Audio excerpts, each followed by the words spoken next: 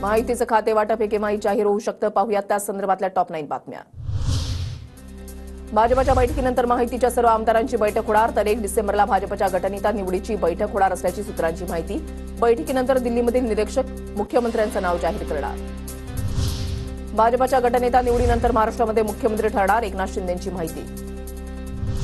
शिंदे गटाला नगरविकास आणि पीडब्ल्यूडी खातं मिळणार. माहितीच्या बैठकीमध्ये चर्चा. अजित पवारांना उपमुख्यमंत्रीपदासह अर्थमंत्रीपद मिळणार. सूत्रांची माहिती.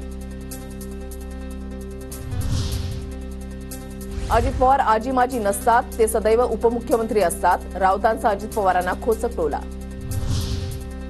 शिंदेंनी उपमुख्यमंत्रीपद न स्वीकारल्यास आमच्यातील एक जण उपमुख्यमंत्री असणारच, तर गृह खातं आम्ही चांगल्या पद्धतीनं सांभाळू. संजय शिरसाट यांचं विधान. दिल्लीने डोळे वटारले की शिंदेंना गप्प बसावं लागेल. शिंदे अजित पवारांना जे हवं ते कधीच मिळणार नाही. राऊतांचा टोला. भाजप शिंदेंना गृह खातं कसं देणार? शिंदेंची जाणीव ठेवत भाजपनं सत्तेमध्ये ठेवलं हीच मोठी गोष्ट. शिंदेंनी गृह खातं मागितल्याच्या चर्चेवर बच्चू कडूंची प्रतिक्रिया. प्रफुल्ल पटेलांना केंद्रामध्ये मंत्रिपद मिळण्याची शक्यता. शिंदे गटालाही केंद्रीय मंत्रिपद मिळणार. सूत्रांची माहिती.